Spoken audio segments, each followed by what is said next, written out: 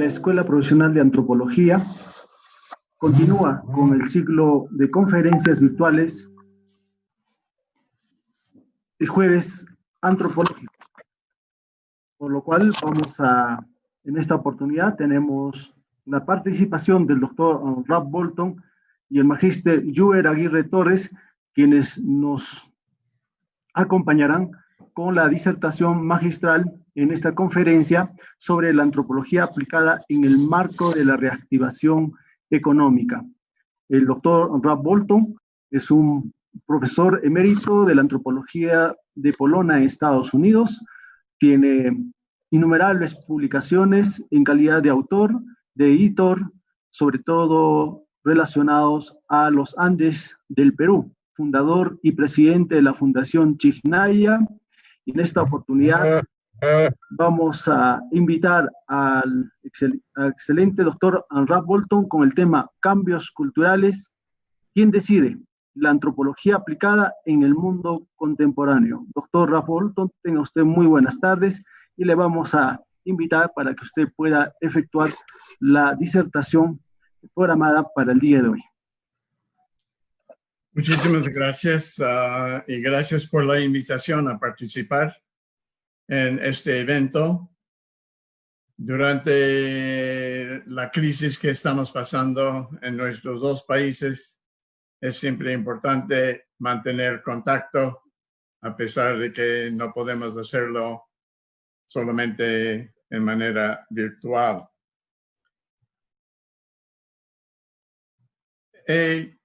Me habían pedido de hablar de antropología aplicada,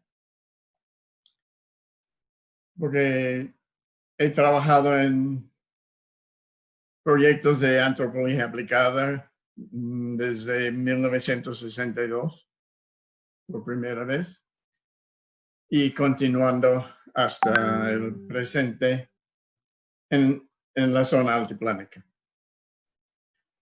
Pero hoy día he cambiado el tema, me van a disculpar, porque durante esta última semana nos ha pasado las muertes de dos antropólogos bien conocidos en el altiplano que han contribuido muchísimo a nuestros conocimientos de las comunidades y las culturas puneñas.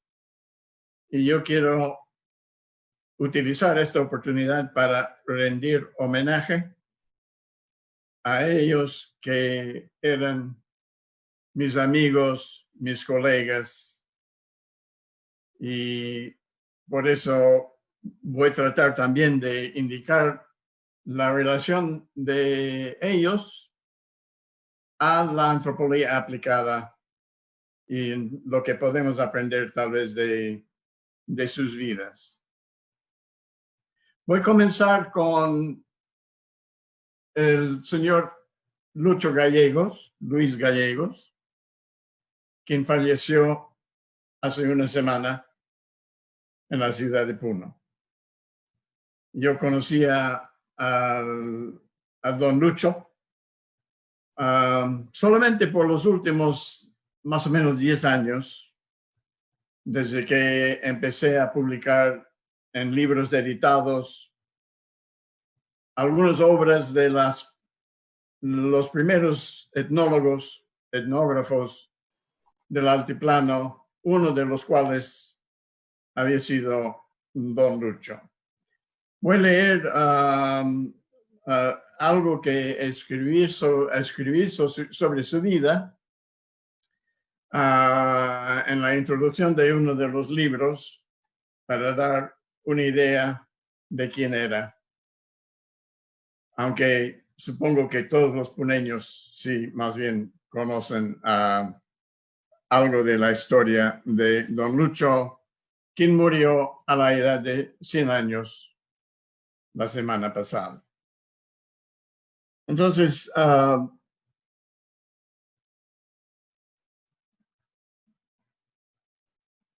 el señor Lucho Nació el 10 de octubre de 1919 en Ilave, un pueblo en el sector Aymara del altiplano peruano, donde su familia de origen se había establecido viniendo desde Arequipa para radicar en Ilave.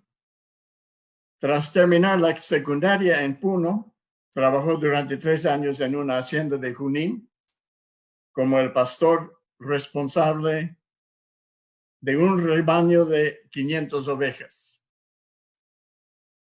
Regresó a Puno para asistir a la Escuela Normal Rural de Pucará, zona donde yo trabajo ahora, en el sector quechua del altiplano, donde recibió su credencial de docente en 1950.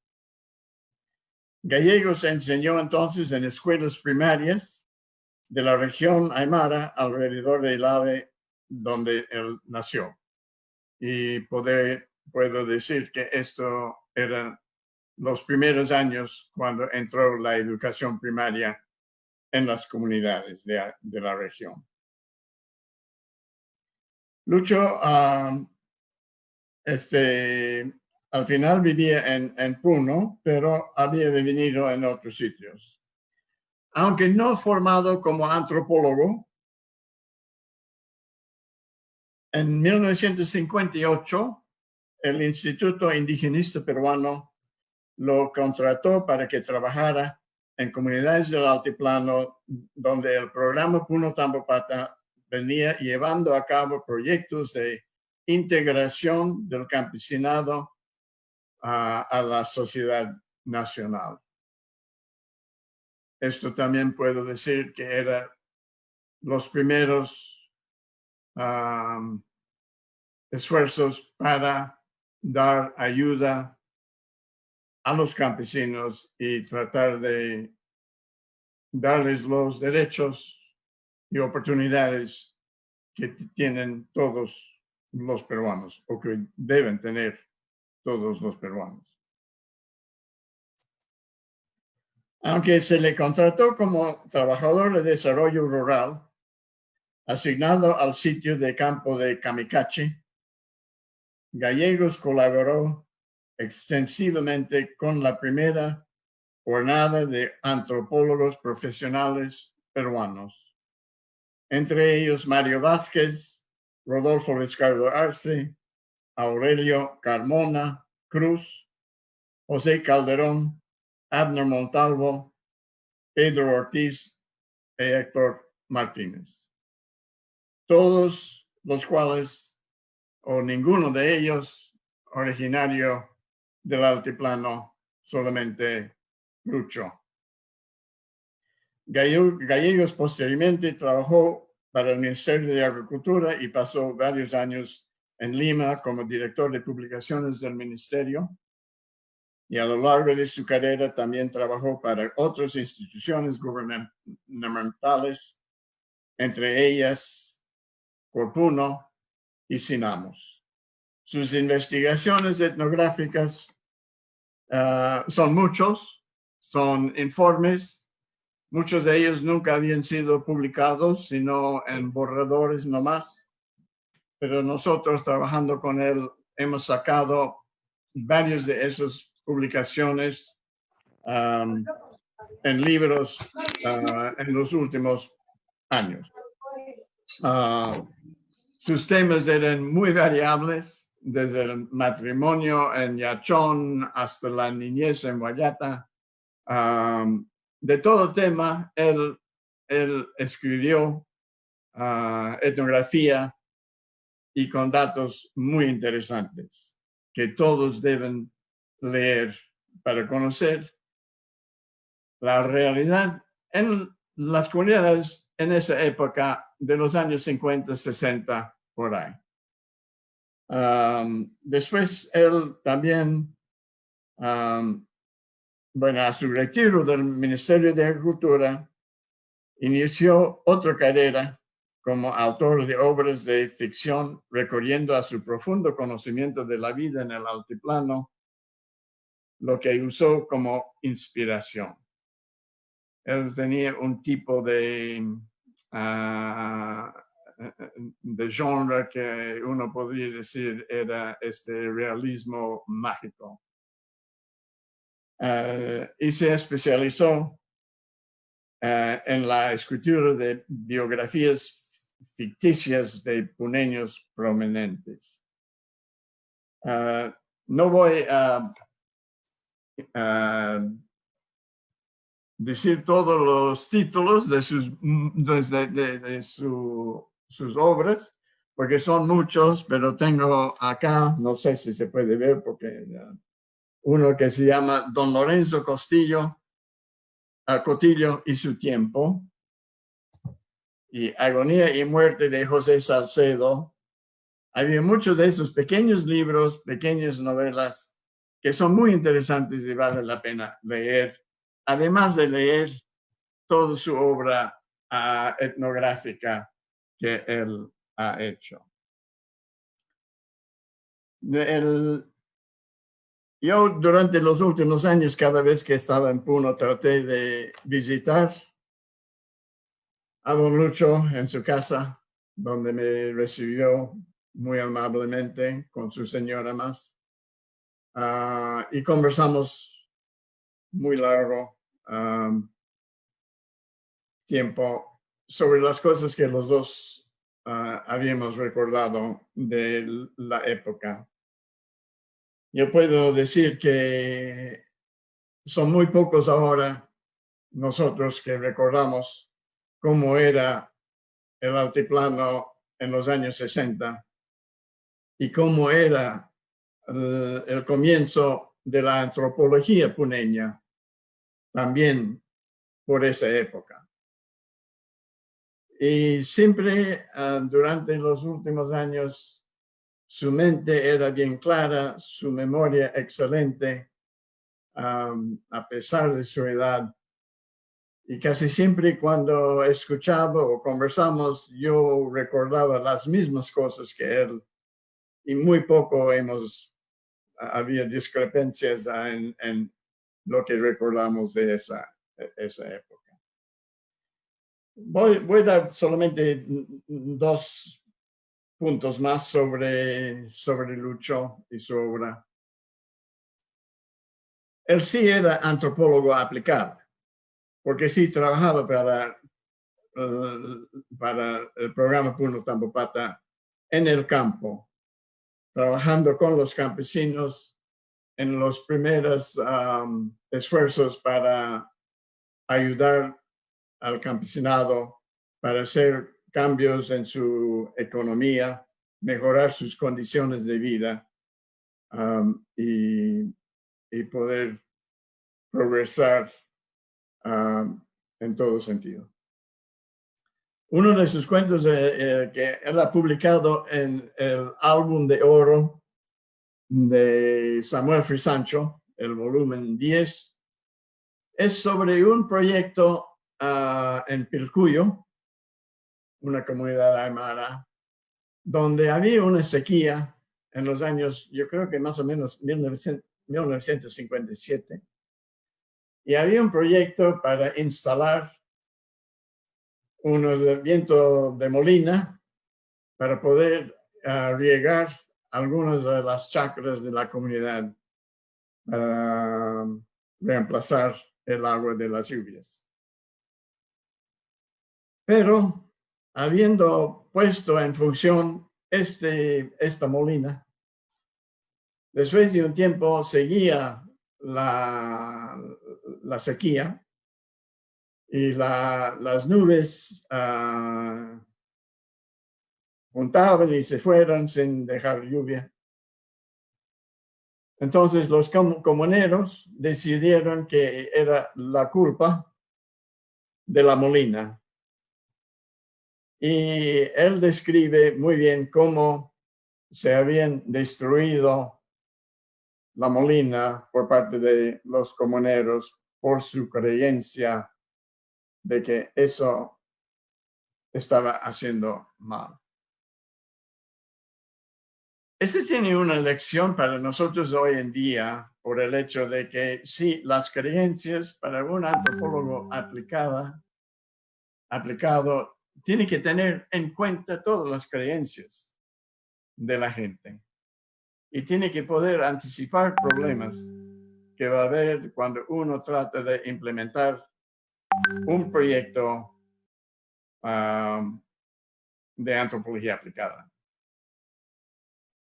En este caso, fracasó, como muchos proyectos en el altiplano fracasan por el hecho de no tener en cuenta lo que piensa la gente, su cultura, sus ideas, y poder conversar sobre estos y tratar de superar este conocimiento. Ese también para nosotros hoy en día con la pandemia nos da lecciones también de cómo enfrentar la pandemia efectivamente cuando la gente inventa un montón de teorías, conspiraciones, ideas que van en contra de las posibilidades de resolver los problemas.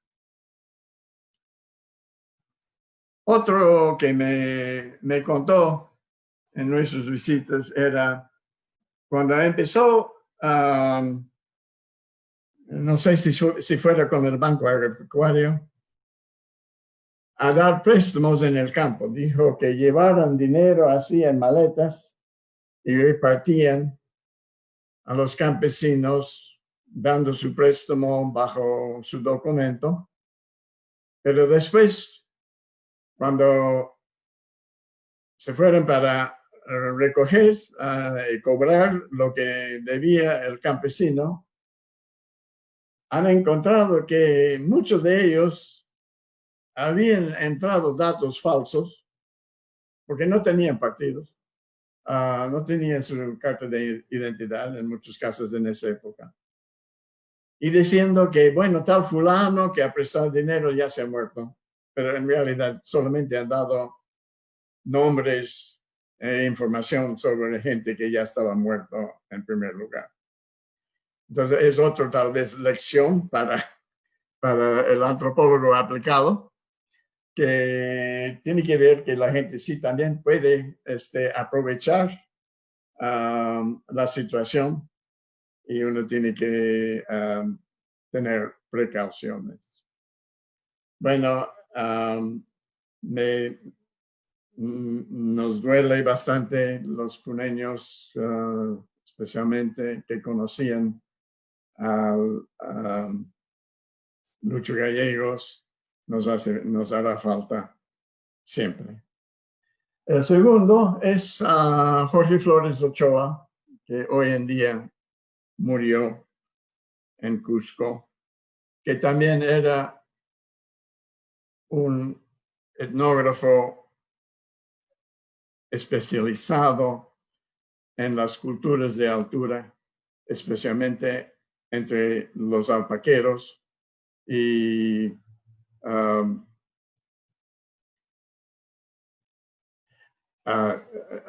que él empezó a estudiar en los años, en los últimos años de los 50 o los primeros años de los 60. Con su estudio impresionante de los alpaqueros del distrito de Paratía en Puno. Yo no había visitado a Paratía hasta hace 14 años, pero tengo el grato de trabajar allá ahora en Paratía con mi ONG. Casi todo antropólogo peruano conoce la obra de Jorge Flores. Para mí era el mejor etnógrafo de todo el Perú. Y sus contribuciones ya van a ser para siempre. Un poco voy a decir sobre mi relación con Dr. Jorge. Nosotros estamos al mismo tiempo en Puno, más o menos en los primeros años de los 60. Él estaba vinculado una temporada con la UNA, que recién se había abierta, pero no conocíamos en esa época. Yo más bien enseñaba en la Escuela de Servicio Social, quizás el primer curso de antropología en Puno, pero él estaba dedicado a la investigación con un instituto en la universidad, donde no había todavía escuela profesional de antropología en esa época. Nosotros no nos encontramos hasta más tarde, y me imagino que era en los años 1997, 92 por ahí, o 91, creo que en un congreso en Lima. Pero después hemos hecho mucha colaboración. Yo tenía un Fulbright en la UNSAC un año, pero lo que pasó es que yo tenía que enseñar cursos allá. Bueno, un curso, creo. Pero después de un mes, la universidad se cerró. Había una huelga de estudiantes y no abrió el resto del semestre. Entonces yo trabajaba un libro sobre conflictos en la familia andina y el doctor Jorge y su señora, Yanira, habían traducido ese libro que es mi primer libro publicado en Cusco. Varios años después, 2 años o 3 años después, también hemos hecho una investigación colaborativa en la zona alta de Canchis. Yo con mis alumnos nos dedicamos a una comunidad agricultor en Santa Bárbara y el doctor Jorge en una zona más alta con los alpaqueros, con alumnos también de la UNSAC. Entonces era un proyecto muy colaborativo. Y en eso hemos trabajado juntos mucho. También él ha sido un gran amigo de mi familia. Llegando a Cusco ese año, tenía un hijo de solamente 3 años, creo. Y me hace recordar a mi hijo me hace recordar mi ex señora, que llegando ahí a la casa, de inmediato sus hijos de Jorge, Gustavo y Miguel, empezaron a jugar con mi hijo Gabriel a fútbol. Y desde esa fecha, mi hijo se especializó en fútbol y es entrenador de fútbol en una universidad en los Estados Unidos, algo que comenzó en Cusco, en la casa de Jorge. También en casa de Jorge hemos hecho el rutuchi de mi hijo y Jorge ha resultado, Jorge Yamira, su compadre y su comadre. Después quiero decir algo sobre su trabajo de paretía, porque yo después de tenía la oportunidad de reciprocar y de traducir a los pastores de paretía al inglés. Y en ese ha sido muy importante porque yo considero ese libro un libro clásico.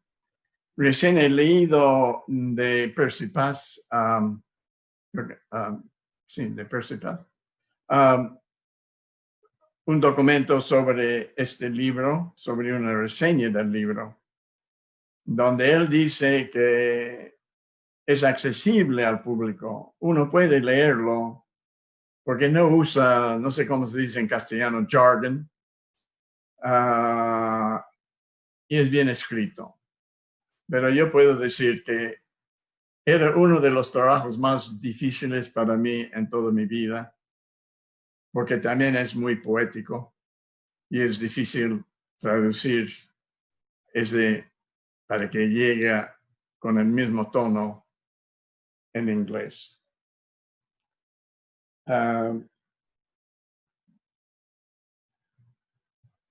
Este libro ha sido importante por su contribución a la antropología global, en el sentido que él nos comprobó que existía y que existe pastoreo como modo de vida en los Andes, que antes los antropólogos decían que existía solamente en el viejo mundo. Pero él, con su estudio, ha demostrado la existencia de pastoreo en los Andes y seguía estudiando el pastoreo y es el experto más conocido sobre el pastoreo andino. Bueno, también he tenido la suerte de poder incluir en varios libros que he editado otras obras de Jorge sobre una variedad de temas como Enca, Encaichu, sobre los Ayarachi, sobre el toro de Pucará y otros sitios. Es con mucha tristeza que hemos recibido la mala noticia de su fallecimiento. Y yo sé que todos nosotros mandamos nuestras condolencias a la familia, a sus colegas y a todas sus amistades. El tema que me proponía, y con eso voy a terminar, era el futuro después de la pandemia, de la economía. En realidad, nadie sabe, y por lo menos yo no sé, qué cambios va a haber, qué cambios culturales va a haber después de la pandemia. Ni en ninguna parte, ni en el Perú, ni en otras partes.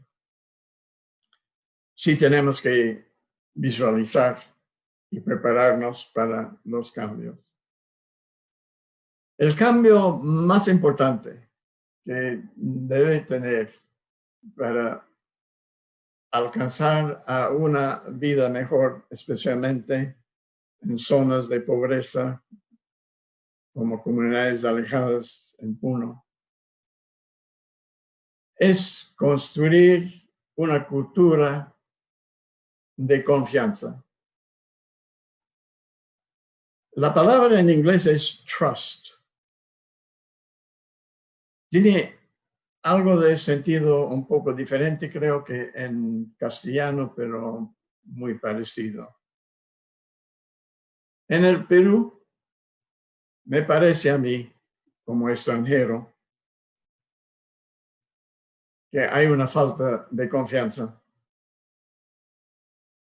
No tiene confianza en el gobierno, no tiene confianza en los demás, hasta incluso no tiene mucha confianza a veces dentro de la misma familia. Para avanzar, es necesario buscar formas de cooperación entre grupos, entre individuos, para poder cooperar en la creación de nuevas formas de actuar. No tengo la clave para eso. No sé cómo se va a hacer. En mi propio país ya estamos perdiendo la confianza en el gobierno, en otros ciudadanos y a veces ahora entre familiares por las divisiones que existen. Pero si no podemos superar esas divisiones, siempre vamos a fracasar. Vamos a fracasar con la pandemia, como estamos fracasando. El país, otro país que estudio es Noruega. Y lo que Noruega tiene es altos niveles de confianza entre los ciudadanos y los ciudadanos con su gobierno. Es tema para discutir, para conversación, el tema de confianza y cómo construirlo, sabiendo, sí, que hay muchos motivos y razones por qué exista la falta de confianza, pero es esencial superar estas condiciones.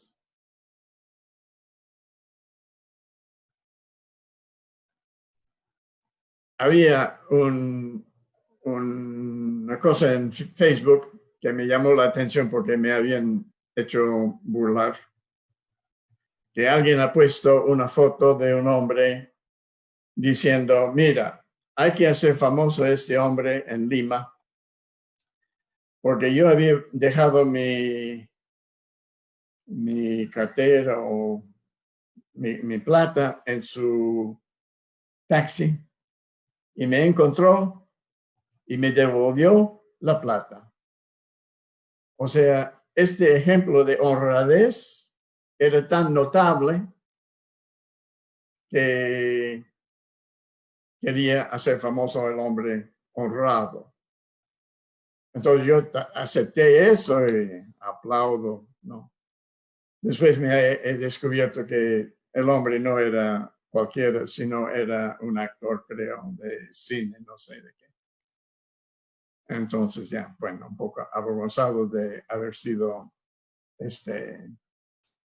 burlado.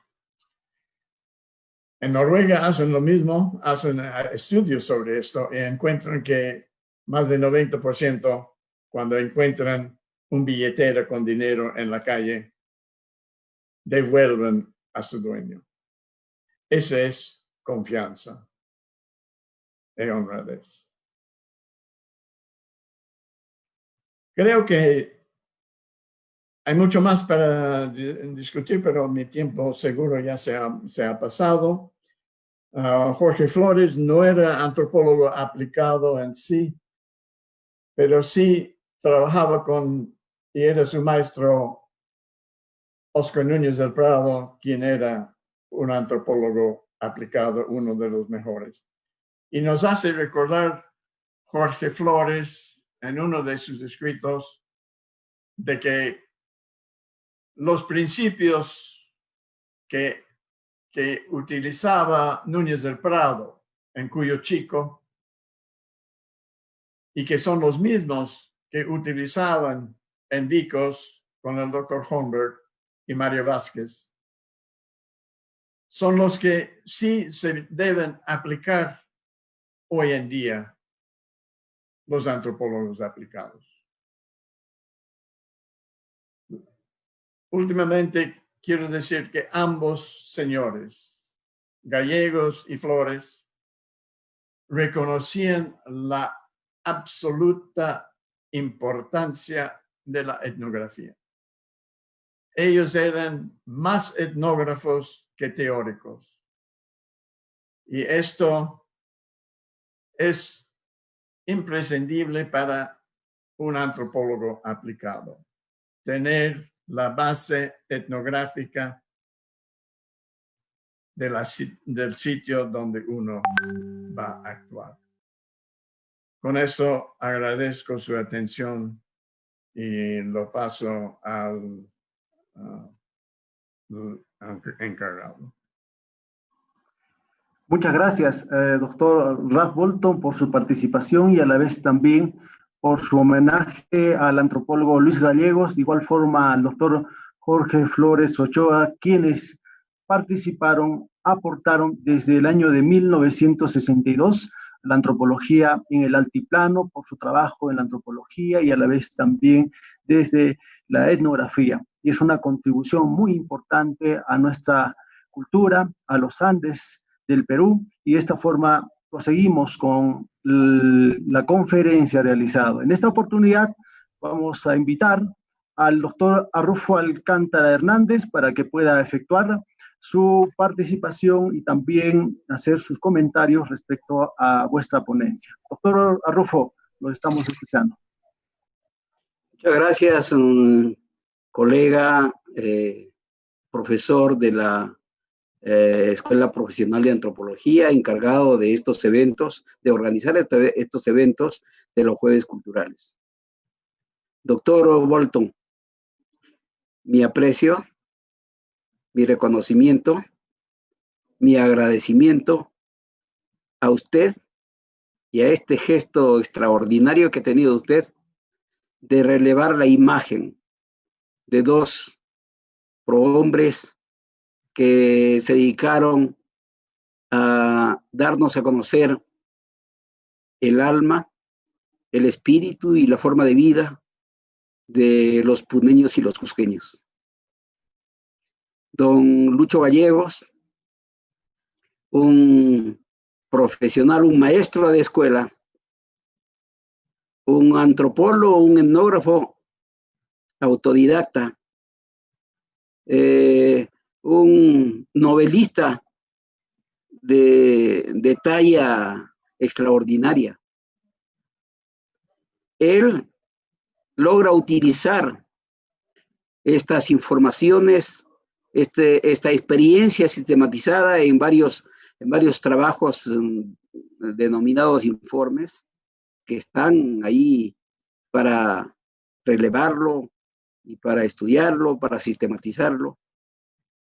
Y al mismo tiempo utiliza la novela para darnos a conocer el alma del hombre puneño, para darnos a conocer los dilemas y las problemáticas que entrecruzan la vida de los hombres del Ande. Él ha sido una biblioteca andante extraordinaria. Él tenía, don Lucho, tenía un conocimiento extraordinario del sistema del latifundismo en el altiplano. Él conocía realmente las grandes familias propietarias de la tierra en el altiplano. Él conocía las formas de sus comportamientos en el trabajo, comportamientos con los colonos, comportamiento con su familia, comportamientos en el matrimonio, en la vida conyugal, etc. Y él, a través de sus novelas, nos ha ido relatando de una manera ficticia, podríamos decir, pero a la vez no es ficticia, es realista.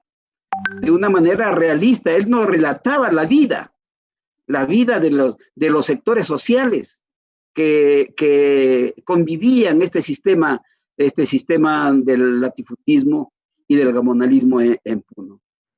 Descripciones extraordinarias tenemos en sus obras que él nos ha dejado. En una oportunidad estuvimos conversando sobre los cambios que ha ido ocurriendo en la ciudad de Puno. Era un hombre extraordinario porque conocía todos los flujos migratorios de extranjeros y de connacionales que llegaban a Puno e iban reemplazando a las familias en la ciudad, reemplazando comercio, tiendas, y al final aparecía nueva oleada social ocupando la ciudad. Tenía un conocimiento tan cercano a estos cambios ocurridos tanto en la zona rural como en la zona urbana. Cambios que realmente él los explicaba magistralmente y se entusiasmaba transmitiéndolo, contándote, historiando con la amistad. Realmente era un muy buen amigo, era un extraordinario maestro que enseñaba a los demás, que enseñaba la historia y la vida, la cultura de los puneños. Él ha vivido un tiempo también muy particular en el altiplano puneño, donde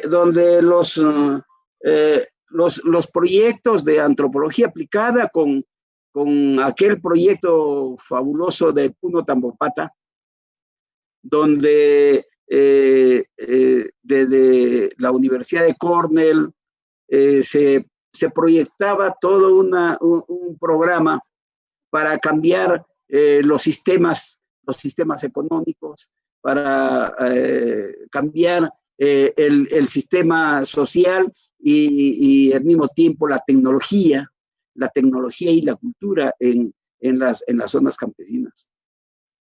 Él nos ha relatado con extraordinaria maestría cómo los productos generados por este proyecto tenían su contrapartida, tenían su mirada diferente de parte de los campesinos. Y muy bien, como relata el asunto de Pilcuyo sobre el molino de viento. Realmente, allí él nos da a conocer de cómo el hombre quechua, el hombre aymara, tiene toda una cosmovisión muy coherente para entender la vida. Tiene una forma, un pensamiento que se acerca a la realidad y que se sustenta en el mito, o en la magia, como dicen, ¿no? El mito les sirve a ellos como un modelo de reflexión de la realidad. Entonces, para ellos, todo cuanto existe en el mundo tiene vida y todo cuanto existe en el Pacha tiene sensibilidad, y todo cuanto existe en el Pacha, si es que no está en el camino correcto, de todas maneras tiende a deslegitimarse, a perderse. Y por ello es de que ellos asumen una actitud muy coherente con su forma de pensar, de participar en los proyectos de antropología aplicada, como lo han hecho participando en todos los proyectos de las ONGs. Y cuando le preguntas, ¿qué va a pasar contigo? A un campesino le preguntas, y eso don Lucho lo remarca de una manera magistral. Le preguntas, le dices, bueno, aquí los campesinos en tu comunidad, aquí los ingenieros en tu comunidad han venido a transformar, ¿verdad? Te han impartido tecnología, te han impartido nuevas formas de trabajo, etcétera. Pero ¿qué va a pasar? ¿Y si los campesinos se van? Ah, bueno, pues, perdón, ¿y si los ingenieros se van? Ah, bueno, pues, los ingenieros llevarán su proyecto. Y nosotros volvemos a nuestra vida. Entonces, miren, allí es cómo la antropología aplicada tiene que repensar sus modelos de abordamiento del cambio y asumir, como ya lo plantea usted, asumir de cómo una etnografía profunda, una etnografía que dé cuenta de las problemáticas fundamentales de la vida de los pueblos, en este caso los quechas y los aymaras, nos dé cuenta de la forma de vida y de la forma de pensar, nos dé cuenta de su cultura y nos ayude a devolver la imagen propia de los hombres quechuas y aymaras. Esa imagen propia que les sirva para empoderarse, para poder trascender estas formas de limitaciones, tanto físicas, tecnológicas y hasta culturales y políticas. Entonces, ahí se necesita pues una antropología aplicada con compromiso social, una antropología aplicada con crítica proyectiva. Entonces, en este sentido, yo creo que las ideas que nos ha ido marcando don Lucho son bastante fundamentales para que los antropólogos de hoy podamos ir enrumbando nuestra profesión. ¿Y qué decir de del doctor Flores Ochoa? Un extraordinario etnógrafo que ha dado cuenta desde la antropología, ha dado cuenta los sistemas de trabajo, los sistemas de pastoreo, los sistemas de crianza de las alpacas y las llamas, los sistemas de cómo se construyen los puquiales, los humedales en los Andes, y que realmente eso nos da a conocer de que el hombre, el pastor de altura, tiene una cultura, tiene una tecnología, tiene una forma de vida y tiene estrategias fundamentales para afrontar las inclemencias del tiempo. Yo creo que agradecemos infinitamente, doctor, porque usted haya tomado en esta oportunidad, se haya tomado el tiempo para engrandecer la figura de estos dos grandes antropólogos. Nuestro profundo agradecimiento por ese gesto que ha tenido usted, doctor Bolton. Y eso le hace grande, porque siempre usted es un guía para los antropólogos. En ese sentido, doctor, para ir concluyendo también nuestra intervención, es importante la temática que nos plantea sobre después de la pandemia, qué va surgiendo, cuáles son las nuevas tendencias de la vida, de la cultura, de la economía en el mundo. Lo que dice usted de que se ha perdido la confianza es una realidad absoluta aquí en nuestro país.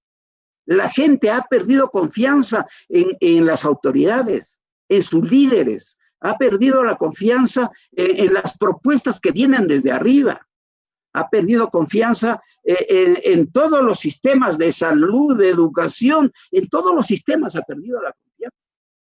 Estos sistemas están deslegitimados en nuestra realidad. Y por tanto, realmente, estos liderazgos oficiales vienen siendo ahora ocupados por líderes muy espontáneos, por líderes con una visión muy superficial de la vida y con líderes que tienden un poco a rescatar el autoritarismo en nuestras sociedades, y que eso realmente debemos estar bien alertos. Por otro lado, doctor, tenemos la emergencia, estamos viendo ya desde el punto de vista social, la emergencia de nuevos movimientos sociales con nuevas demandas. Ahora, lo que están demandando es de que exista un Estado que atienda a las necesidades fundamentales de su población y no atienda a las necesidades, a los intereses específicos de los poderes. Eso está muy, muy claro. Ahora señalan a Vizcarra y a todos los líderes oficiales de que están sirviendo a los intereses foráneos y a los intereses de los grupos de poder. Y el pueblo está siendo totalmente abandonado, está siendo dejado de lado. Y por tanto, los nuevos movimientos sociales que están surgiendo están rescatando, tienen nuevas demandas fundamentales. Y en el orden de la familia, en el orden de la cultura, está emergiendo, doctor, una tendencia muy importante: la solidaridad comunal, la solidaridad familiar. Estos modelos de comportamiento humano que están surgiendo es es realmente el modelo que está afrontando el problema de la pandemia, el problema de la crisis. Nosotros nomás los antropólogos aquí en este núcleo muy específico estamos convocando a nuestros colegas, a nuestra familia, a generar un fondo de solidaridad. ¿Para qué? Para afrontar lo que el Estado no puede afrontar, para afrontar lo que las instituciones no pueden afrontar. Y tenemos que afrontar la pandemia en el núcleo familiar y en el núcleo de la institucionalidad, en el núcleo de la comunidad. Yo creo que esa solidaridad es emergente y eso va a ir creciendo de un modo muy, muy, muy fuerte. Finalmente, doctor, yo creo que necesitamos una antropología aplicada, sustentado en estudios profundos de la realidad. Necesitamos una antropología aplicada, sustentada en etnografías que den cuenta de la imagen real, de las dimensiones económicas, culturales, de las sociedades en las cuales estamos trabajando.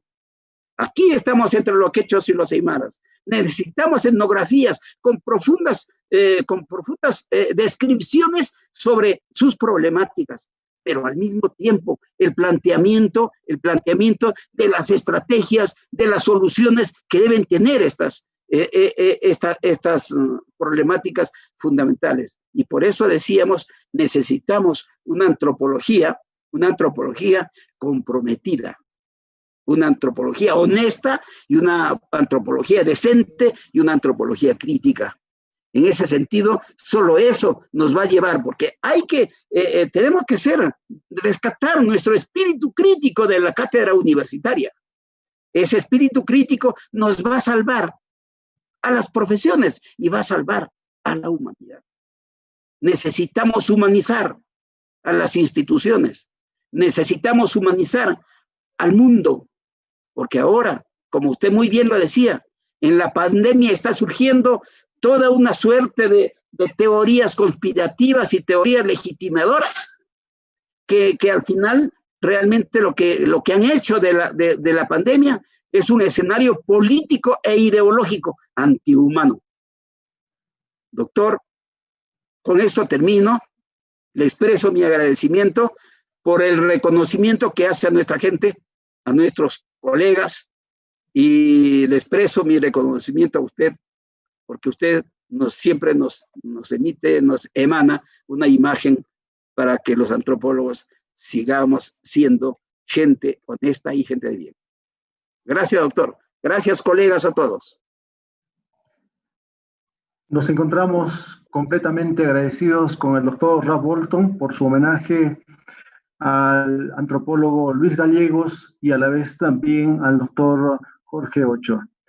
Continuando con este escenario, también la Escuela Profesional de Antropología. Discúlpame, Javier, discúlpame. Me faltaba realmente, pero una gran disculpa a la familia de Lucho y a la familia del doctor Flores Ochoa. La carrera de antropología expresa su profundo pesar, sus profundas condolencias, sus sentidas condolencias a las familias y a las amistades de estos dos grandes amigos, de estos dos grandes colegas, de estos dos grandes antropólogos y profesionales. Nuestras sentidas condolencias a nombre de la Escuela Profesional de Antropología. Muchas gracias.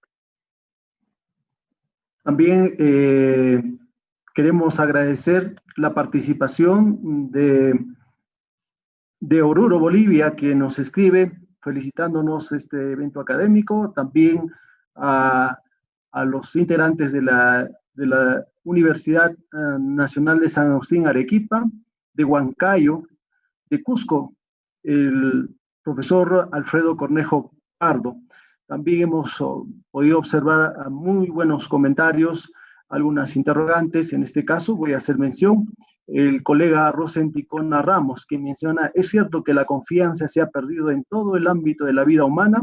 Parece que cada uno buscar un escape hacia la vida de ilusiones, ni hablar del valor de la lealtad, que en pocos perdura y en la mayoría de la sociedad es invisible, que ya no se pone en práctica. Es cierto, nuestro falta la lealtad, la confianza que nuestros pobladores del altiplano puneño lo han practicado hasta el día de hoy. Continuando con este ciclo de conferencias, en esta oportunidad tenemos la participación del colega Yuber Aguirre Torres, quien es egresado de nuestra Universidad Nacional del Altiplano. En esta oportunidad se viene desempeñando se ha insertado en el trabajo de campo, sobre todo en la antropología aplicada, en el ONG Prodía. Y en esta oportunidad viene a disertar sobre su tema Antropología del Desarrollo, Valores Culturales en el proyecto de la Fundación Chichnaya y la Asociación Prodía. Colega Yuber, tiene usted todo para poder disertar sobre su tema. Bueno, muchas gracias, Javier. Gracias también al doctor Ralph, que hizo una merecida, digamos, homenaje a dos personalidades tan importantes de la antropología peruana. Uno que es Lucho Gallegos, que no era antropólogo de profesión, pero sí era antropólogo de vocación, diría yo. Y otro al gran maestro Jorge Flores Ochoa. Y también aprovecho la oportunidad para expresar mi gratitud, respeto y consideración a estas personas que no han muerto, porque nos deja mucho legado realmente, ¿no? Bueno, gracias por... Estimado Yuber, enfócate bien, enfócate bien. Ahí estamos. Ahora sí. Un poquito más. Okay. Un poco más. Un poco más, colega Yuber. Exacto. Ya. Listo. Bueno. Gracias. Ahí estamos. Ok, bueno, nuevamente gracias. Voy a abordar el tema Antropología del Desarrollo, entre signos de interrogación, valores culturales en los proyectos que venimos ejecutando en el altiplano de Puno. Puse a propósito en pregunta esto de la antropología del desarrollo, porque el desarrollo de por sí es un tema definitivamente controversial. Pueden verlo desde diferentes puntos de vista, ¿no? Y en realidad nace ya por los años 50 más o menos, como, digamos, una estrategia nueva, tal vez podamos llamar de esta manera, de dominación, pues, porque en realidad desde la colonia empieza todo este proceso, pero, digamos, oficialmente se divide en países pobres y países ricos. Una de las pretensiones fuertes del desarrollo como tal era que toditas deberían ser industrializadas, toditas las sociedades del mundo deberían seguir el patrón norteamericano, europeo, ¿no? Y obviamente las culturas, ¿no?, diferentes tendrían que también, entre comillas, desaparecer, por cuanto el crecimiento económico de cada país significaba sobre todo digamos, la enajenación del territorio. Este planteamiento economicista, desarrollista, va a tener bastantes críticas, obviamente, ¿no?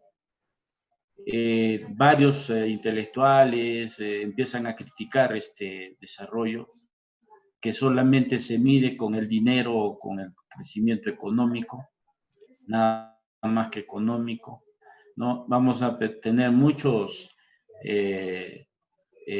críticos a todo esto, ¿no? Desde diferentes perspectivas. Primero se empieza desde el aspecto económico propiamente, se va viendo de que si seguimos ese paso, el planeta Tierra va a desaparecer, porque la explotación de los recursos naturales se hacía cada vez más complicado porque ya todos los territorios y todo el planeta se empezaba a explotar, entre comillas, descontroladamente. Y nace un término sostenible. Este término sostenible, como consecuencia, genera la privatización del territorio. Y quiero resaltar de que esta concepción de desarrollo es una concepción vertical que viene de los países desarrollados hacia los países pobres.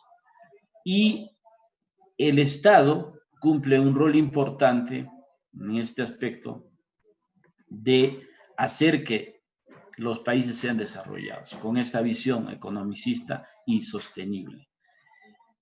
No voy a entrar a discutir mucho el tema del desarrollo, es muy amplio, como les dije, pero lo que sí quiero resaltar es de que este modelo solamente económico, ¿no?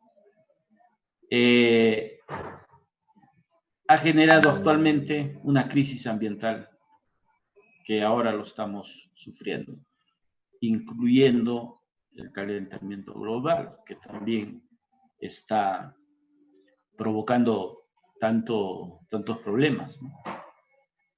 Solamente en el año 2015, las 62 personas más ricas del mundo eran propietarios de tanta riqueza personal neta como la mitad más pobre de la humanidad. O sea, y esto significa como 3.500 millones de personas que tenían tanta plata. El mundo realmente está en emergencia, ¿no? Pero ¿qué dice la antropología respecto a todo esto? Por supuesto que hay críticas a este modelo desarrollista, ¿no? Uno de los que magistralmente critica a este modelo desarrollista es Arturo Escobar, el colombiano. Y en efecto, se suman a él varios más para hacer dos conceptos, para acuñar dos conceptos interesantes, que lo voy a utilizar un poco para que aterrice a los proyectos que nosotros estamos haciendo. Menciono esto porque necesitamos diferenciar lo que hacemos, ¿no? Y lo que normalmente se ve como concepto general de desarrollo. Arturo Escobar habla de la antropología para el desarrollo, ¿no? Que sería, digamos, la especialización de la antropología para apoyar a toda esta tendencia desarrollista, ¿no? De intervención de arriba hacia abajo, de los países ricos como apoyo a los países pobres. Eso sería la antropología para el desarrollo. Pero hay otra que sería la antropología del desarrollo, que tendría más bien una postura más crítica al desarrollo. Algo así como decir y hacerse una pregunta de ¿por qué nosotros los antropólogos tendríamos que estar inmersos en una transformación cultural de todo el mundo? Ser como, digamos, cómplices de una demolición territorial y cultural en el mundo. No. Entonces, obviamente hay muchos más críticos del desarrollo, no solo desde la antropología. Amartya Sen es uno de ellos, el que dice de que no podemos medir el desarrollo solamente con una cuestión económica, sino que tiene que haber otros aspectos más, ¿no? Como el tema resumido de salud, como el tema resumido de educación, ¿no? Entonces se van cambiando también los indicadores de medir la pobreza, ¿no? Entonces, cuando yo hablo de antropología del desarrollo, ¿no? Hablo esto porque la respuesta es sí y también es no. Antropología del desarrollo no porque no me estoy refiriendo, y nosotros como ONG no nos vamos a meter al tema macro, ¿no?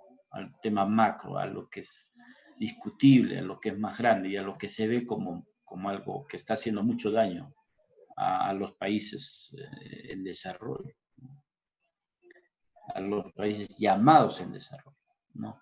Entonces, lo que yo quiero decir, antropología del desarrollo, sí, pero no desde una postura macro, sino una postura, digamos, micro, y no de arriba hacia abajo, sino de abajo hacia arriba, ¿no? Porque yo he tenido algunas críticas, obviamente de algunos colegas y de algunas personas relacionadas a las ciencias sociales, que no lo diferencian mucho, digamos, el trabajo que hacemos nosotros como ONG y la Fundación Chijnaya, porque se tiene el concepto de que Estados Unidos es un país imperialista, el representante del imperialismo, y Perú es un país explotado y todo eso, ¿no? Entonces se toma en cuenta ese prejuicio, digamos, y dicen, bueno, pero ¿por qué Estados Unidos está apoyando a unos pueblitos, a unas comunidades pequeñas de Pucará, ¿no? ¿Cuál es la intención? Seguro la intención es quitarles, enajenarse terrenos, etcétera. Solo porque PRODI es peruano y la Fundación Chijnaya es norteamericana. Y voy a diferenciar esto porque PRODIA es una ONG constituida oficialmente en el Perú y es la ejecutora de los proyectos que son, digamos, financiados por la Fundación Chijnaya. Y la Fundación Chijnaya es una organización norteamericana. Entonces, con todo lo que les dije, qué fácil es pensar entonces en ese sentido. Y se crea realmente algunos miedos, ¿no? En el decir de que, bueno, Estados Unidos debe tener alguna intención o deberá seguro estar interesado en una empresa minera o en una empresa, ¿por qué? Porque ellos no hacen así nomás las cosas. Y eso es todo falso. Y yo quiero hacer una aclaración antes de hablar de los proyectos propiamente en este sentido, porque la Fundación Chijnaya es una fundación norteamericana y constituida mayoritariamente por profesionales de ciencias sociales, ¿no? Varios antropólogos, el doctor Ralph, uno de ellos, muy buenos antropólogos, Paul Dory, por ejemplo, que es alguien que ha estado en el proyecto Vicus, conoce mucho, él está ahí.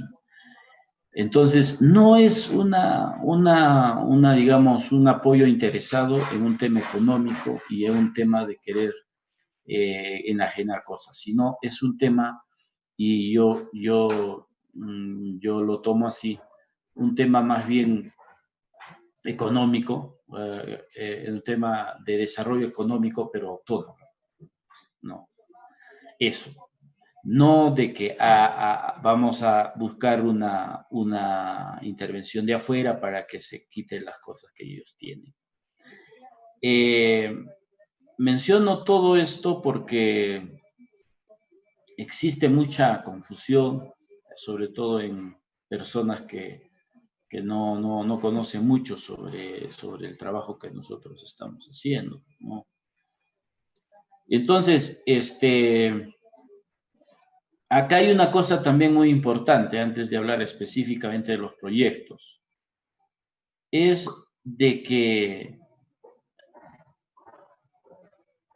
la definición de pobreza en el Perú no ha sido tan clara desde siempre y no hemos tenido indicadores desde hace mucho tiempo. Entonces, casi nunca sabemos si estamos saliendo o no de la pobreza, porque cada vez tenemos nuevos indicadores. Ese es un aspecto que no se ha dicho mucho, pero esa es la verdad. Entonces, nunca sabemos cuántos pobres hay, nunca sabemos si hemos salido mucho de la pobreza o no, y mucho también falta hacer la discusión sobre qué es pobre, ¿no? En ese sentido, lo que yo quería resaltar también es de que el Estado y otras ONGs han tenido una concepción equivocada, y yo diría una concepción medieval, de cómo atender la pobreza, entre comillas, y era la de regalar cosas. O sea, lo que se hace como ayuda, lo que se hace como estrategia para trabajar con los pobres es regalar. Tenemos muchos ejemplos de eso. Uno de los que más ha regalado y ha uniformizado, digamos, la pobreza ha sido Cáritas, Intervida. Les regalaban útiles escolares, uniformes, mochilas, etcétera, ¿no? Y ha creado un concepto de desarrollo en las comunidades cuando viene una ONG.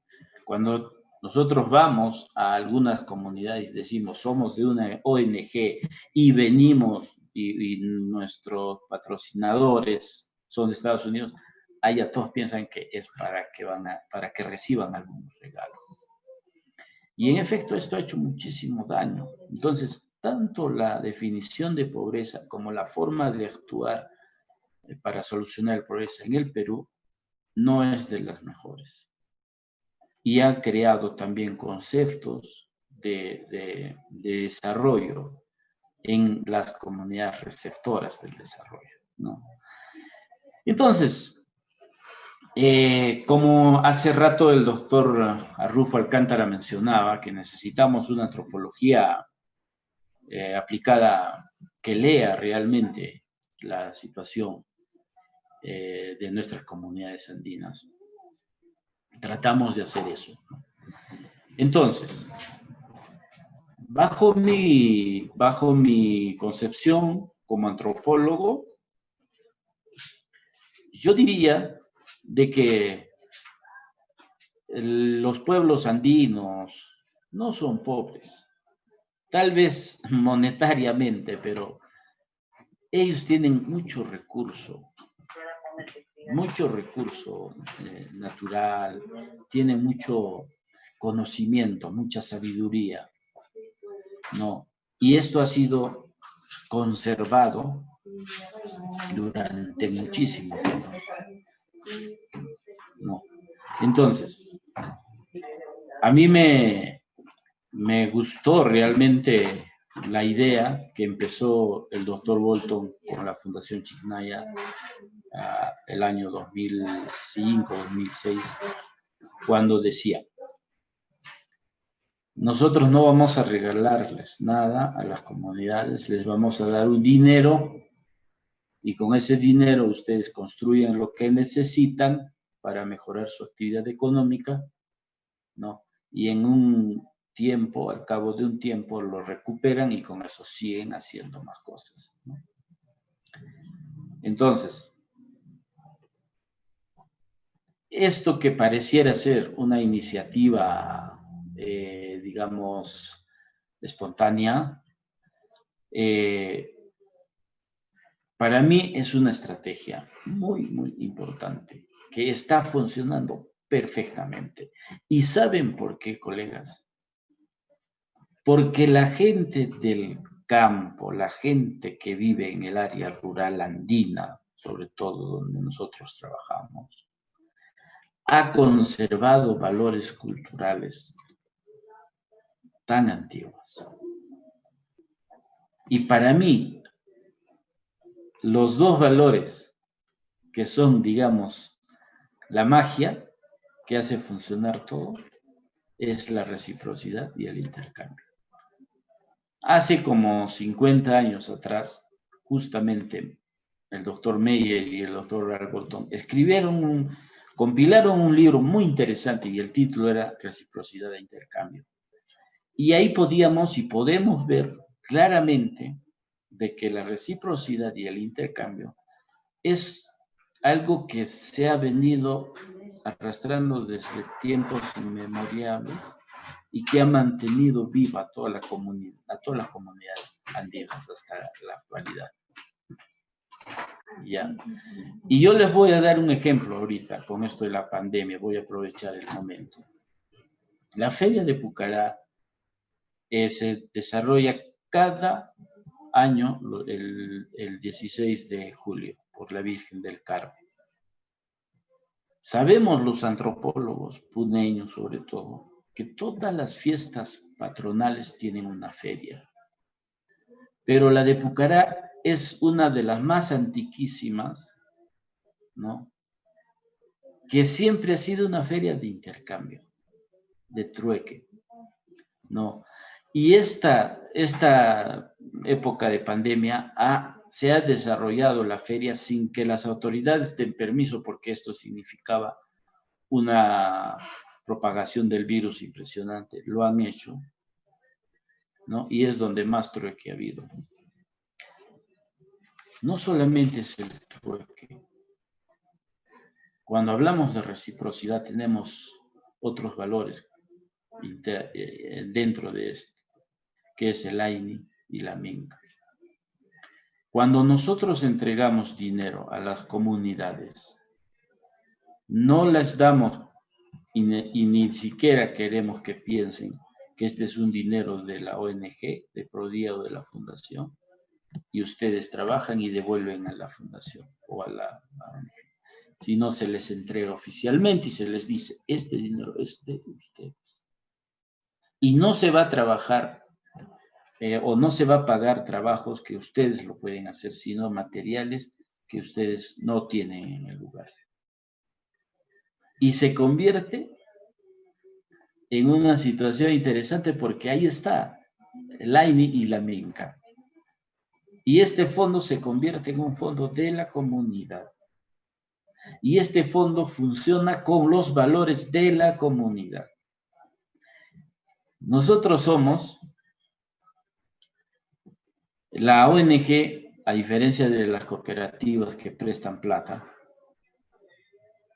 que jamás hemos ido a un juicio legal, porque los valores culturales que tienen las comunidades son mucho más poderosas que esas normas y esas reglas que hay, que el Estado lo hace, y que esté escrito y que el abogado sabe más que cualquiera. El que en una asamblea se haga cobrar una deuda que su comunidad le prestó con su dinero es una de las humillaciones más fuertes que puede tener un comunero. Entonces, hay un control con valores culturales de este fondo.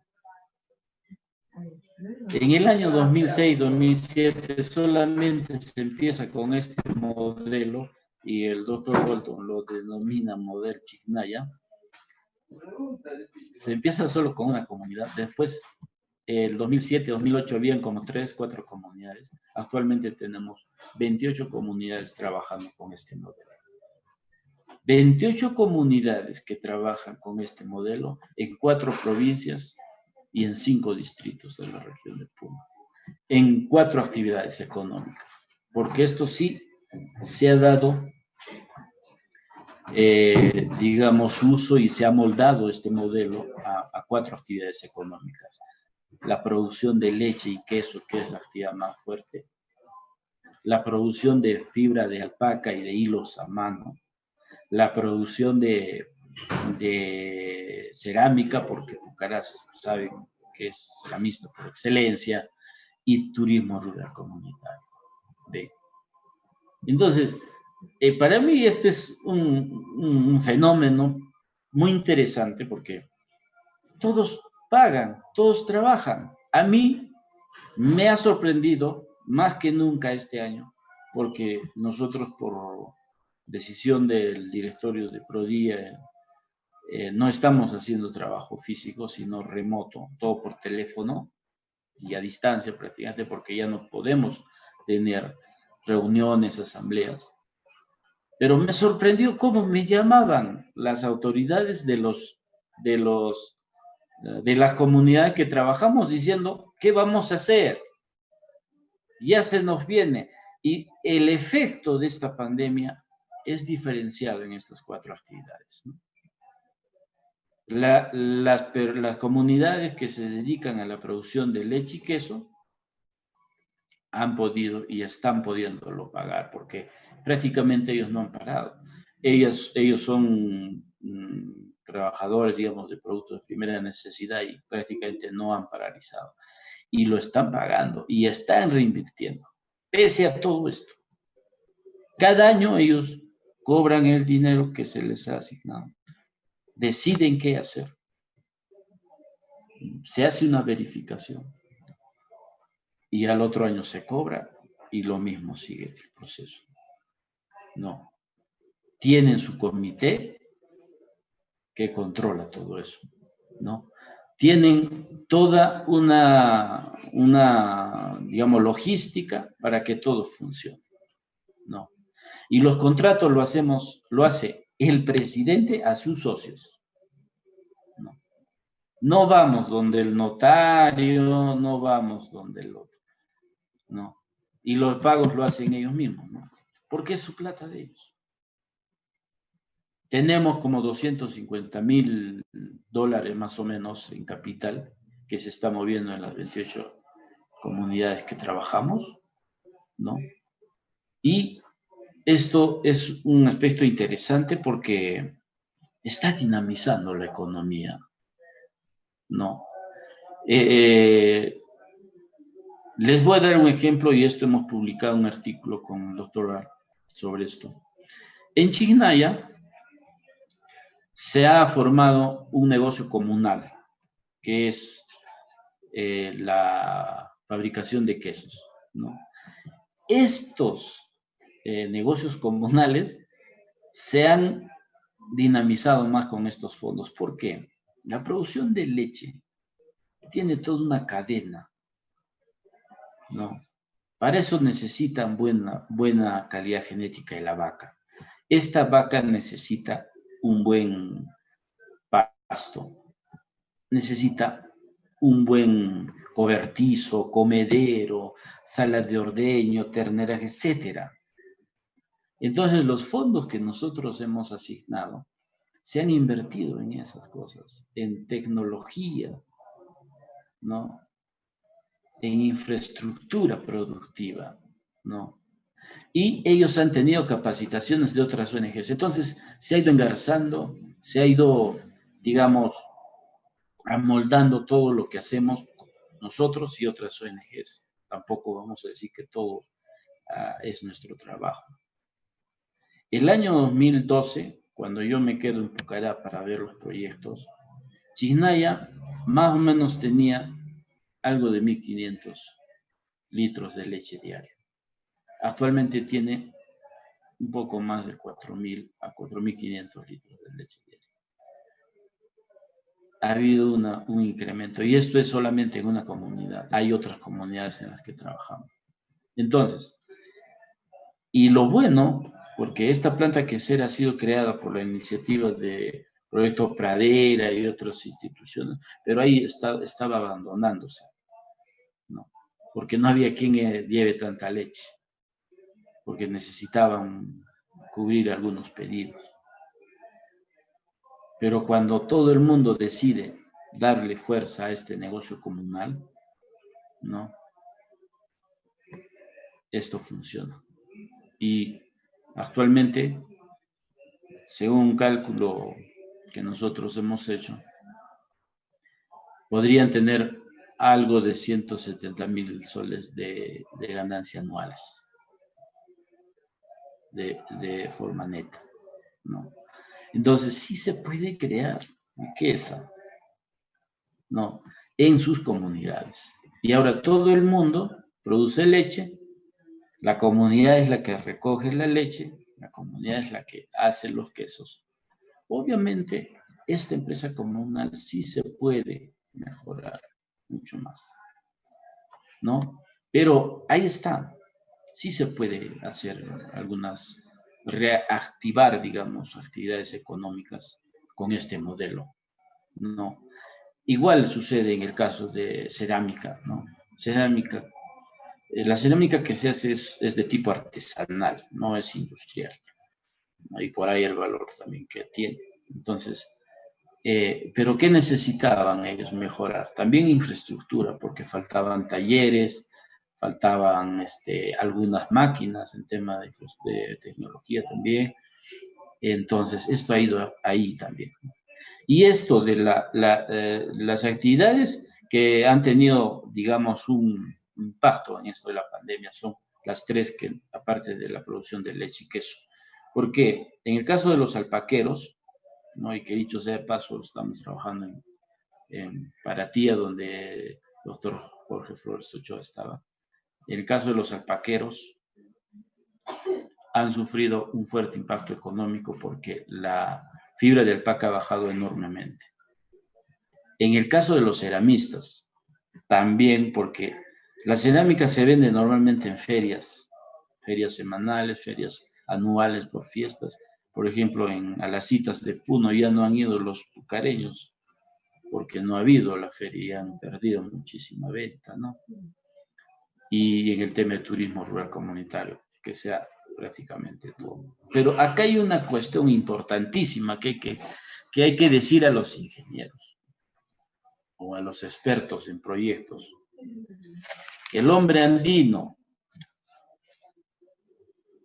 del altiplano jamás se dedica solo a una actividad económica. El ceramista también tiene su chacra. El que hace turismo rural comunitario también. Y el alpaquero algunas veces también tiene sus propiedades en lugares más bajos. Quiero decir con esto de que todo lo que decía John Murra del control vertical de los pisos ecológicos, ahora tal vez no sea de una manera similar de controlar todos los pisos ecológicos con fines de subsistencia. Lo hacen en una versión moderna, pero en dedicarse a diferentes actividades. No le funciona una cosa, se va a la otra, están en la otra. Entonces es impresionante cómo la gente sobrevive, mucho más que las personas que viven en las ciudades. No. A eso yo le llamo la economía subrepticia del altiplano. Es una economía oculta. Es una economía que no lo conocen mucho los economistas, pero es una economía basada en el intercambio y en la reciprocidad, que siempre ha estado, como les dije, ¿no? Entonces, la cuestión de desarrollo no es solo ver lo que dictan los de arriba y hablar de cantidades de millones. Es de ver lo que tienen ellos y es de trabajar con las actividades económicas tradicionales. ¿Por qué digo actividades económicas tradicionales? Porque yo tengo la hipótesis, digámoslo así todavía, de que cuando un proyecto viene y trae una actividad económica nueva, es muy difícil que funcione, porque influye muchísimo el aspecto geográfico, medioambiental.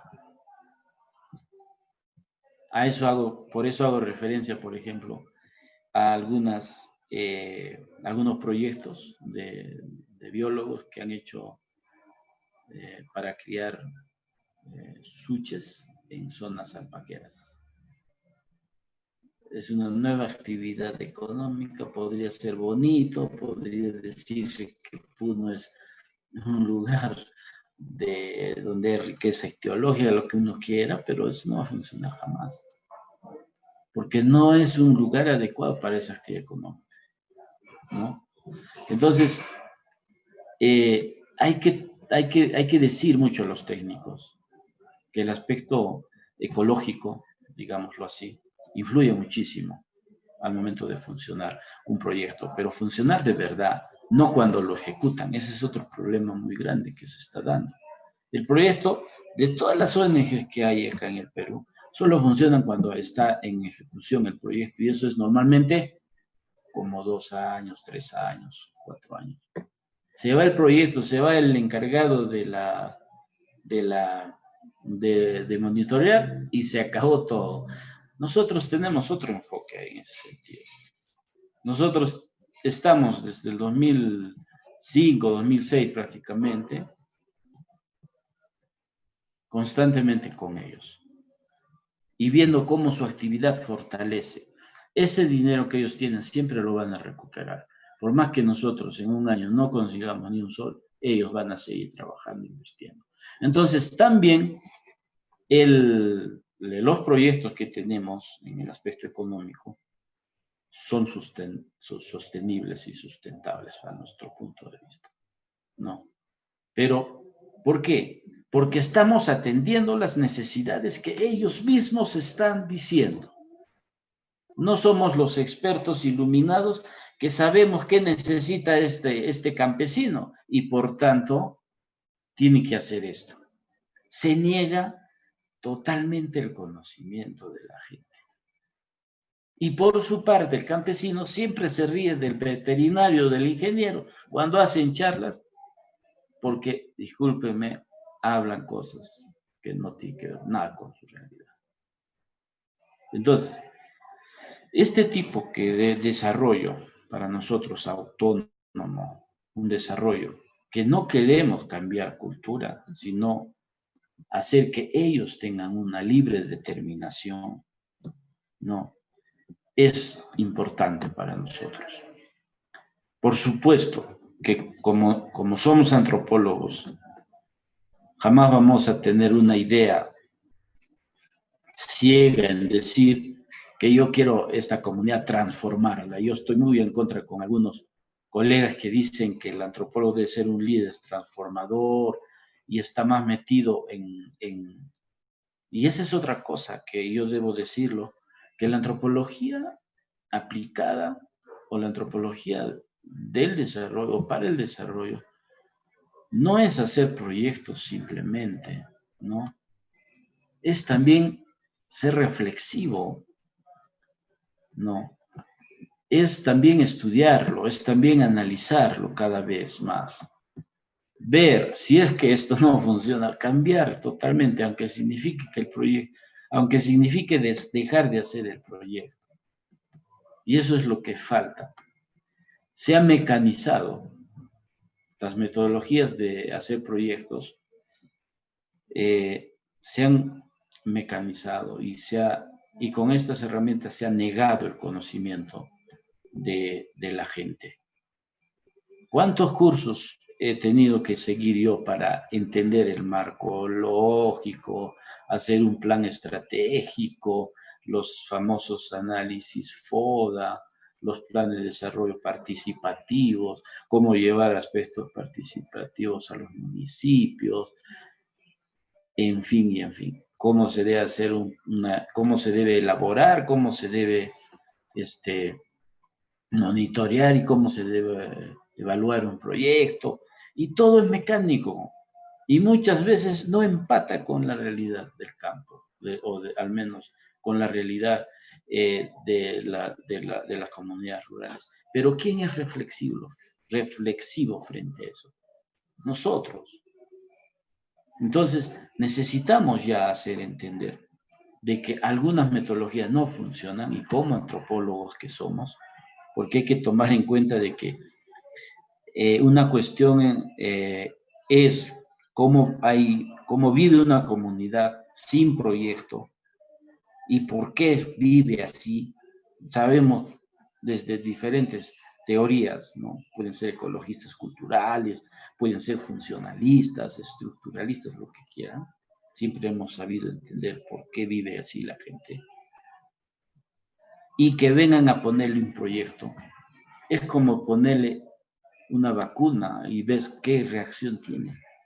Y eso se está haciendo en todo el Perú, en muchas comunidades, y no estamos estudiando. Entonces, sí, la antropología debería tener un brazo de intervención, de promoción, de compromiso, ¿no? Pero también el otro de análisis, que no lo estamos haciendo. Entonces, tratamos siempre, ¿no? En la medida de nuestras posibilidades, en los proyectos de ProDía y de la Fundación Chisnaya, que se hagan estas dos cosas. Otra cosa que también se critica, o yo critico a las intervenciones de los proyectos tradicionales, es que el marco lógico, ¿qué es? Pues es un marco lógico, como dice su nombre, y piensan que la realidad es lógico. Es casi como poner la ciencia dura a la sociedad. Hago esto y como producto tengo esto. No. Y los antropólogos toda la vida hemos sabido que eso jamás es así, y todo es relativo, ¿no? Entonces, si pusiéramos, digamos, como un parámetro el hecho de la etnografía como proceso, ¿no? Como enfoque, como proceso y como producto, veríamos de otra manera también los proyectos. Pero todo desde el punto de vista de los beneficiarios del proyecto. ¿Qué implica? Trabajo participativo, nada más que participativo, ¿no? ¿Qué cosa dice Tim Ingalls? Voy a mencionar ya casi para terminar. Y a mí me gusta mucho lo que está escribiendo Tim Ingalls de esto.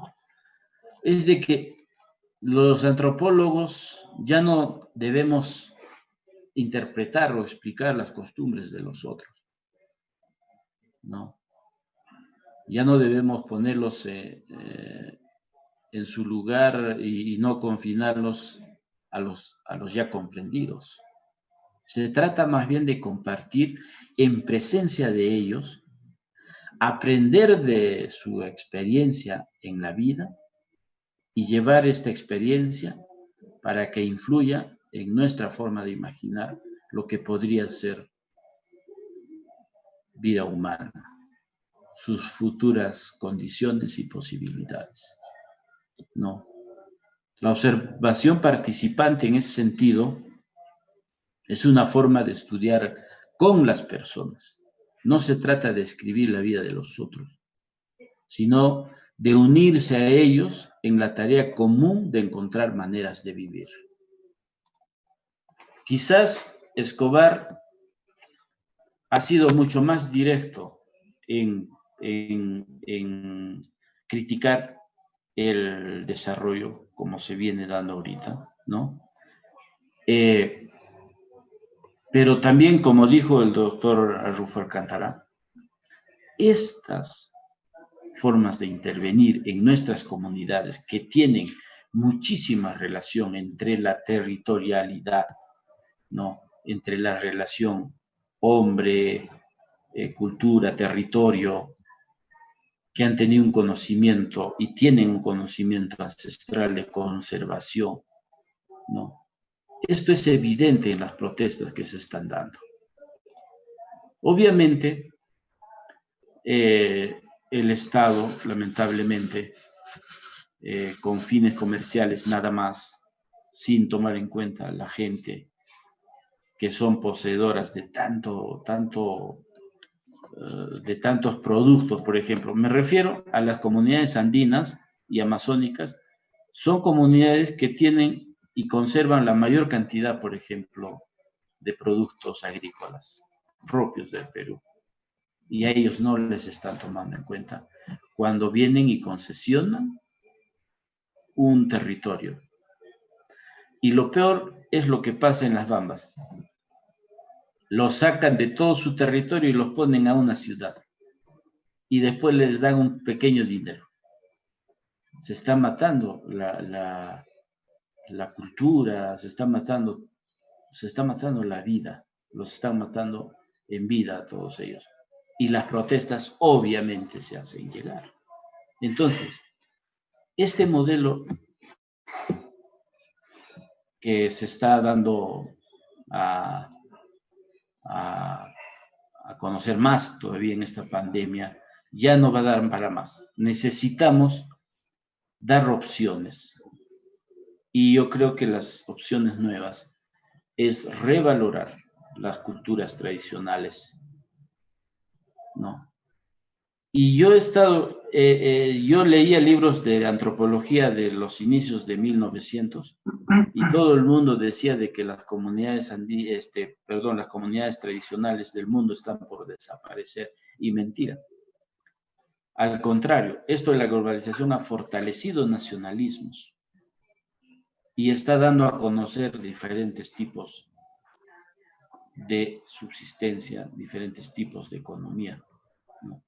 Entonces ahí está la labor del antropólogo, de leer y saber entender. Al final, aunque algunos tal vez discrepen conmigo, el antropólogo llega a tener una posición política. ¿Por qué? Porque representa. Y nosotros representamos a nuestro objeto, entre comillas, de estudio, que son las comunidades tradicionales. Y también es político porque decide, nosotros decidimos, y lo que decidimos es tan importante, ¿no?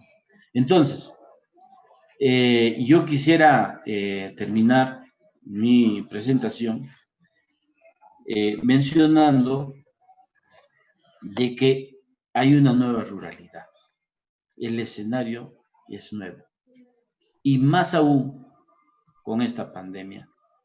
Y ha habido, ¿qué hubiera dicho José Matos Mar cuando hablaba del desborde popular ahora?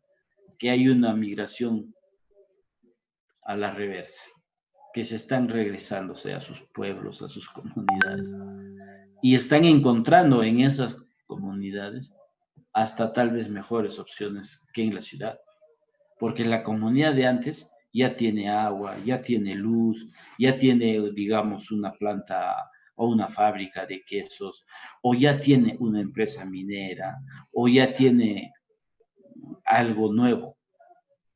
No. Pero esta nueva ruralidad es una amenaza porque ya no deciden los campesinos lo que se tiene que hacer.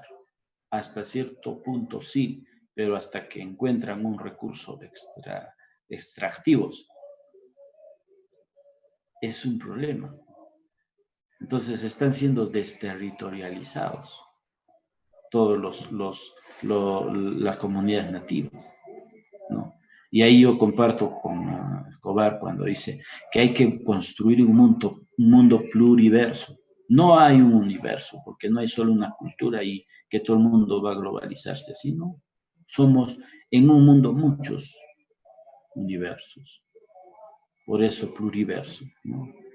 Entonces, la tarea como antropólogos yo creo que recién empieza. Y como dice Tim Ingold, no ha terminado la historia de la antropología. No. Entonces, quisiera terminar esta ponencia ahora sí, haciendo una reflexión con lo que dijo, con lo que citó Stefano Varese en algún momento, y dijo que últimamente la antropología ha estado sufriendo de un complejo síndrome de valores en el que se combinan obsolescencia, irrelevancia, convivencia con el poder y crítica culposa. Esta disciplina ha estado intentando una y otra vez reivindicar una autonomía moral que legitime su voz ante y entre los sujetos históricos concretos que son los pueblos indios. Entonces, necesitamos reorientar el interés y poner una postura antropológica frente al desarrollo. Y nosotros, desde donde estamos, tratamos de demostrar que la pobreza es un mito como el desarrollo también lo es, si es que no tomamos en cuenta las comunidades y la sabiduría ancestral.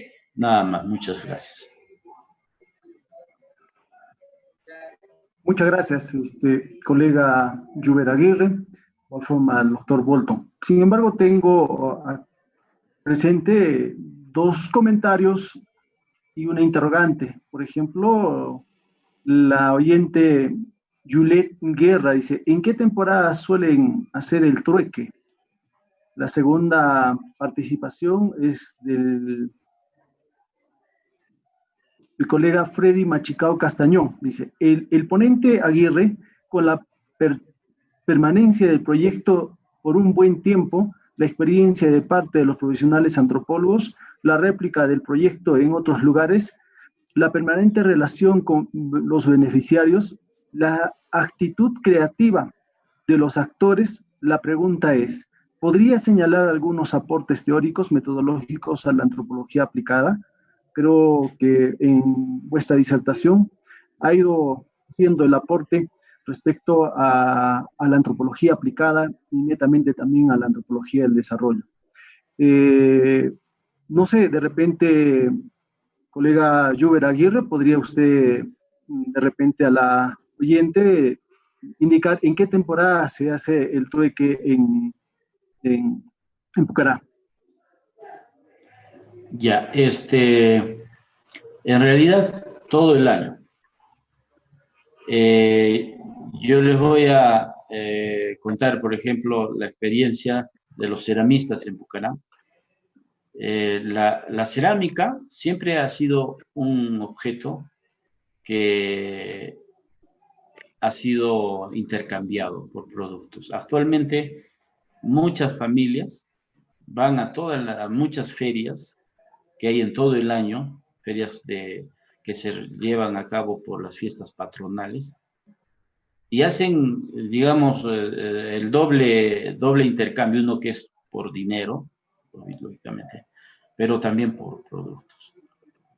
Entonces, por ejemplo, hay algunas fiestas en Calca, van y hacen el trueque, pero en Pucará donde se ve con mayor fuerza es el 16 de julio, por la Virgen del Carmen. Ahí el trueque es espectacular porque el trueque incluso ya tiene otras versiones, porque vienen a Pucará no solamente personas de Pucará con otras personas, sino personas que nadie los conoce están truqueando ahí y truquean con productos modernos, por ejemplo, prendas de vestir, abrigos, zapatos con productos de la zona, ¿no? En la zona aymara, por ejemplo, es muy, muy vivo todavía esto y también la gente de Pucará lleva queso, charqui, chalona, ¿no? Y de allá trae habas, trae maíz, etc. Entonces siempre han estado, siempre está vivo eso, no es que, y claro que por esta situación de la pandemia se ha agudizado, ¿no? Muchas gracias, colega Lluver Aguirre, por su experiencia en el proyecto Chichnaya y la Fundación Chichnaya y la Asociación Prodía que viene desarrollando en la provincia de Pucará. De igual forma, en esta oportunidad, nos cabe agradecer eternamente por su brillante ponencia al doctor Ralph Bolton, desde Estados Unidos en esta oportunidad nos viene acompañando, y de igual forma también al colega Lluver Aguirre Torres, por su experiencia, por su aporte, tanto a nuestros estudiantes de la Universidad Nacional de Altiplano y demás escuelas también a nivel nacional que en esta oportunidad nos vienen acompañando en este siglo jueves antropológico que viene contribuyendo a través de este escenario que es en estos tiempos de COVID. Muchas gracias, estamos eternamente agradecidos por parte de la Escuela Profesional de Antropología de la Universidad Nacional del Altiplano. Dios mediante. Mucha suerte, cuídense mucho y tengan ustedes muy buenas noches.